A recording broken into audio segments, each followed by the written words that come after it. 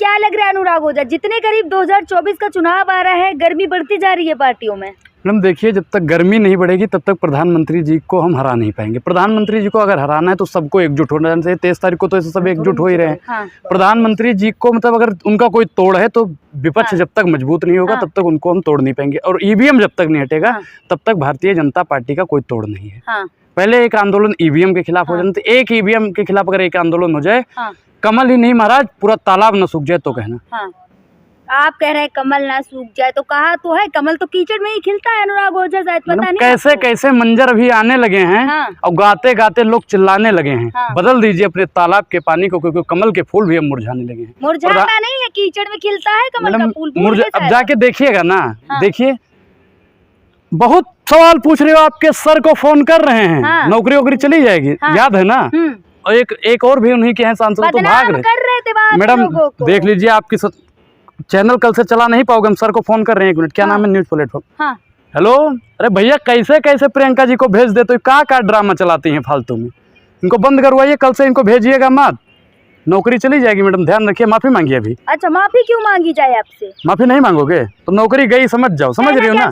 गाड़ी में ऐसे ही तो होता है कि अगर भारतीय जनता पार्टी के नेताओं से, उनके समर्थकों से अगर सवाल पूछ लोगे तो नौकरी चली जाएगी। स्मृति ईरानी जी तो यही कर रही थी कि ना, सर को फोन करते हैं साहब को आपके, तो ये आपके साहब को भी तो फोन लेना कि वहाँ उन्होंने बाद में उन्होंने कहा था ना 13 किलो रुपए चीनी और आटे की बात करी थी ना, तो के पीछे काय पड़ गए? स्मृति ईरानी के पीछे नहीं, क्योंकि स्मृति ईरानी पहले क्या करती थी कि बेटियों पे सवाल पूछती थी, महंगाई पे बात करती थी, सिलेंडर लेके डोलती थी, तो हमें आज सिलेंडर महंगा लग रहा है तो हम स्मृति ईरानी जी को, कहाँ है ये तो स्मृति ईरानी जी से पूछो कि महंगाई कहाँ नहीं है। कहाँ है महंगाई? एक चीज बताइए, 400 वाला सिलेंडर भैया 1200 रुपए में है, महंगाई नहीं है बताइए। 100 रुपए का डीजल पेट्रोल हो गया है जो 50 रुपए में था, बताइए महंगाई नहीं है? आय भी तो दुगनी हुई है, नया फोन पकड़े हैं। मैडम किसकी आय दुगनी हुई है आप बताइए? नया फोन ही भैया 9000 रुपए का फोन ही आपको आय दुगनी लग रही है? कौन सी आय दुगनी हो गई बताइए? आय किसकी दुगनी हुई? आय अडानी जी की दुगनी हुई है, आय अंबानी जी की दुगनी हुई है, आय आप जैसे पत्रकारों की दुगनी हुई है, जो IT सेल 500 रुपए डेली का देता था, एक इंटरव्यू का देता था, अब आप लोगों को 1000 रुपए, 500 रुपए देता है, 1000 रुपए कितना देता है आप बता दो फिर। और क्या सवाल पूछ लो तो पत्रकारों, मैं क्या कह रहा हूँ, सवाल पूछना है तो भारतीय जनता पार्टी के नेताओं से पूछिए, महंगाई पे बात कब करेंगे? अगर आपको सवाल ही पूछना है तो उनके संयोजकों से पूछिए, समर्थकों से पूछिए। बोल रहे ना कि महंगाई नहीं है, महिलाएं सुरक्षित है उनके राज्य में। कहाँ सुरक्षित है आप बताइए? पहलवान यहाँ पे कितने दिन बैठे रहे? आप बताइए कि भी महाराष्ट्र में किसकी सरकार है?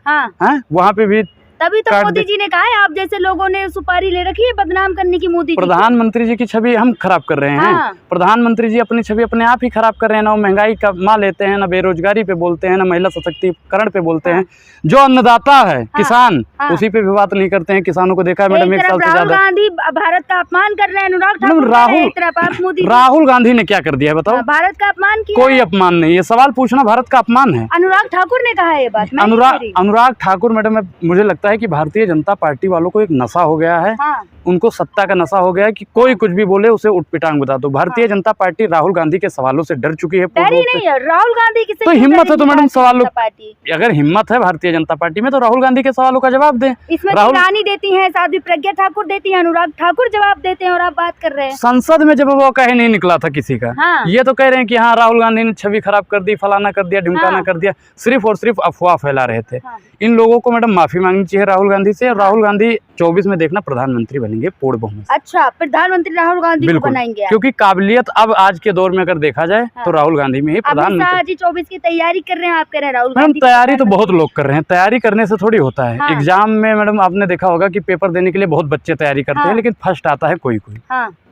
तो राहुल गांधी जी फर्स्ट आने वाले हैं। मोदी जी जनता की पहली पसंद अब भी है।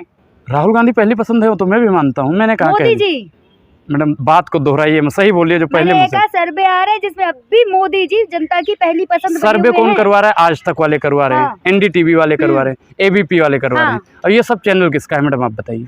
सब भारतीय जनता पार्टी के सेठ का है। तो उनका सर्वे तो उसी पे आएगा। इतना मोदी जी, हम मोदी जी से खपा होके क्या करेंगे भैया? मोदी जी का हम कुछ कर सकते हैं क्या? मोदी जी का विरोध कर लीजिए, योगी जी का विरोध, आपने तो ठेका ले रखा है। मैडम हम उनका नहीं, उनके नीतियों का विरोध करते हैं। जो देश का विरोध करेगा अनुराग, उसका आजीवन विरोध करेगा, वो मोदी हो, योगी हो या आप जैसे पत्रकार हो। तभी तो सुधीर चौधरी ने आप लोगों की तुलना लगातार। मैडम इहाड़ियों तिहाड़ियों से हमारी बात कोई नहीं है, तिहाड़ियों की बात आप मत करो। पत्रकार है, राष्ट्रवादी, तिहाड़ी नहीं है। तिहाड़ी नहीं थे? हैं तिहाड़ में क्यों गए थे? घूस लेने के चक्कर में, घूस मांग रहे थे। अब बेईमानों की 3 दवाई, जूता, चप्पल और कुटाई, तो वही उनके साथ हुआ। जेल तो आप भी गए थे। हाँ, तो जेल तो हम देखो हम सही थे, हम जेल गए, बाहर आ गए, हम कोई तिहाड़ी वाड़ी नहीं थे, हम गलत नहीं थे। लगातार आप सरकार के अच्छे काम हो या फिर ना अच्छे काम हो, आप सबकी नहीं, मुझे भारतीय जनता पार्टी के 2 काम अच्छे लगते हैं, तो मैं बोलता हूँ युवाओं के लिए पकौड़ा योजना और अरबपतियों के लिए भगौड़ा योजना। तीसरी कोई योजना देश में लागू ही नहीं हुई। आपको मैडम पता हो तो बता दीजिए। भी तो रोजगार है ना। नहीं, देखिए पकौड़ा योजना जो है उनकी वो आत्मनिर्भरता है। हम जीवन यापन करने के लिए पकौड़ा योजना है वो कोई रोजगार थोड़ी है। आपको रोजगार और पकौड़ा में पता ही नहीं। संबित पात्रा बता रहे हैं ना अपने ट्विटर पे, चेक करें, संबित पात्रा ने बताया पर डे एक एम्स बन रहा है, स्कूल खुल रहे हैं। कहाँ पे बन रहा है? संबित पात्रा जी अगर मुझे सुन रहे होंगे तो संबित पात्रा जी आप जरूर बताइए कि कहाँ पे बना है। हम आपके साथ देखना चाहते हैं। वो आपका मुझे मेडिकल कॉलेज भी देखना है। आपकी क्लिनिक कहाँ पे है? MBBS होना आपने किस किस को दवाई दी है, ये भी हमें बहुत कुछ देखना। तो संबित पात्रा ने कहा तो है कि मोदी जी भारत के पिता हैं। मैडम देखिए, ये राष्ट्रपिता की तौहीन है, महात्मा गांधी की तौहीन है, जो भारतीय जनता पार्टी के लोग आए दिन करते रहते हैं। वहाँ उत्तराखंड के पूर्व मुख्यमंत्री हैं, उन्होंने भी सावरकर को राष्ट्रभक्त बताया। ये मतलब प्रधानमंत्री जी के संज्ञान में कहीं ना कहीं हो रहा है। क्या प्रधानमंत्री जी को इस पे संज्ञान नहीं लेने? क्या प्रधानमंत्री जी को इस पार्टी से उनको निकालना चाहिए? नहीं निकालना। प्रधानमंत्री के छोटी छोटी बातों पे भी बाहर आ जाएं। एक चीज बताइए कि प्रधानमंत्री जी बातों पे बाहर नहीं आएंगे तो अमेरिका जाके महात्मा गांधी के मूर्ति पे फूल क्यों चढ़ाते हैं? प्रधानमंत्री जी महात्मा गांधी के आगे झुकते क्यों हैं?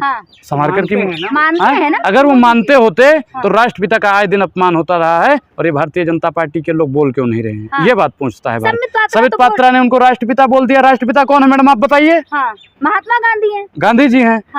और वो तो गांधी कहते हैं, गांधी गांधी गांधी गांधी। इनके कुछ लोग हैं, गांधी जी का प्रेम अमर था केवल चांद सितारों में। भारतीय जनता पार्टी के लोग पता नहीं क्या क्या बोलते रहते हैं। अमित शाह ने भी तो बोल दिया था कि ये बनिया हैं, ये ऐसे करते रहते हैं। मतलब भारतीय जनता पार्टी ने गांधी जी को और पूरे गांधी खानदान को बदनाम करने का ठेका ले लिया है। और जितने भी लोग गांधी जी को मानते हैं, गांधी को मानने वाले हैं, भारतीय जनता पार्टी के प्रधानमंत्री मोदी जी से और उनके पूरे भी जितने भी पार्टी उनके खिलाफ एक सत्याग्रह करना चाहिए। तो नहीं बोलते ना कुछ मोदी। अच्छा एक चीज बताइए सर, आप जिसके लिए काम करते हो, अब यहाँ से कोई खबर ले जाओ, अगर गलत होगी तो साहब आपके कहेंगे कि डिलीट कर दीजिए इसको। अगर नहीं करोगे तो आपको नौकरी से निकाल देंगे। तो जो इनके संयोजक है, जो इनके समर्थक हैं, आए दिन गांधी जी को गरियाने का काम करते हैं। गोडसे जो गांधी जी को मार दिया है जिसने, गोडसे, और इसको गोडसे जी ये लोग बोलते हैं, हम तो नहीं बोलते, हम तो कहते नाथूराम गोडसे हैं। उनको भी ये लोग जिंदाबाद के नारे लगाते हैं और गांधी जी को मतलब मानते नहीं है। आप मैडम गांधी जी को मानती हो नहीं मानती हो? मानते हो ना मैडम? तो बोलिए गोडसे मुर्दाबाद।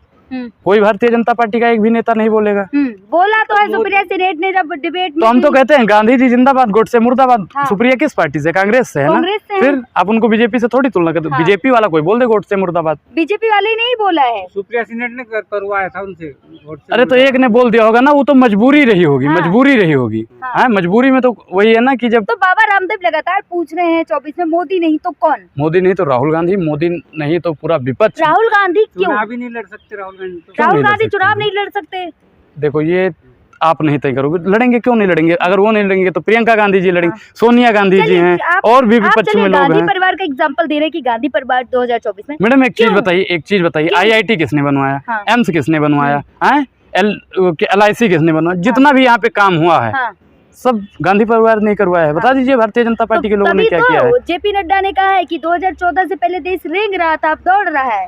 मैडम देखिए, रेंग नहीं रहा था। विकास दर उस समय 12% से ऊपर थी, और आज देखिए 6% से भी नीचे चली गई है। अब रेंग कब रहा था ये आप बता दीजिए मैडम, कि 6% ज्यादा होता है 12%? झूठ बोलेंगे? बिल्कुल झूठ बोलते हैं। पूरी भारतीय जनता पार्टी झूठों की जमात बन बैठी है। चौथी पास राजा प्रधानमंत्री बन गया है। जिस देश का राजा अनपढ़ होता है ना मैडम, वो देश नरक में चला जाता है, गर्त में चला जाता है। हमारे संविधान में नहीं लिखा है ना कि प्रधानमंत्री अनपढ़ हो या पढ़ा। मैंने क्या कहा कि संविधान में नहीं लिखा हुआ, लेकिन संविधान में ये भी तो नहीं लिखा हुआ कि आप गांधी जी की तौहीन करो। संविधान में ये भी तो नहीं लिखा हुआ कि महिलाओं का आप अपमान करो। संविधान में ये भी तो नहीं लिखा हुआ है कि सामने वाला अगर आपसे सवाल पूछ रहा है तो आप कह दोगे कि आपकी नौकरी खा जाएंगे, आपके सर से फोन कर। ऐसा तो कहीं नहीं संविधान में लिखा हुआ है।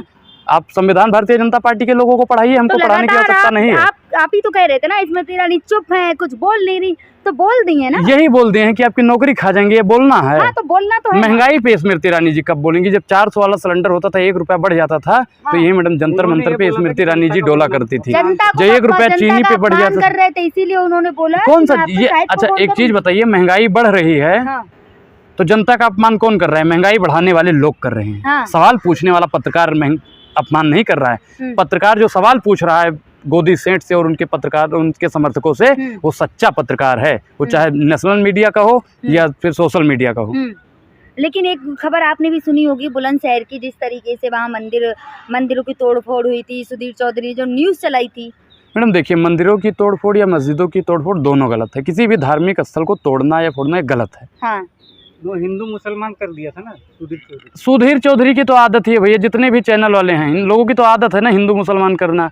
और अभी तो आपने अमन चोपड़ा वाले में देखा होगा ना, मैडम ये तो सब लड़वाने का काम करते थे। अमन चोपड़ा भाई ऐसा पत्रकार जिसने वाकई में लड़वा दिया। ये होता ले चाटा, ले धक्का मुक्की, ले माँ बहन की गाली, ये होता है पत्रकारिता। तो क्या कहना चाहते हैं मैडम? वही कि पत्रकारिता ये लड़वाने की कोशिश, ये सब लोग बैठा देते हैं ना, हिंदू मुसलमान को बैठा देंगे, आप लड़ाएंगे, फलाना करेंगे, लेकिन कोई नहीं लड़ा। अमन चोपड़ा ने लड़ा दिया। देखा नहीं स्टूडियो में किस तरीके वही कुर्सी उठा रही थी मैडम, वो तो कुर्सियां सोचो कि गरूर मतलब वजन थी, नहीं तो उठा के कुर्सियां ले दही मारती। हम तो सोचते थे कि अमन चोपड़ा को कोई न मार दे, वो तो बच गया बेचारा।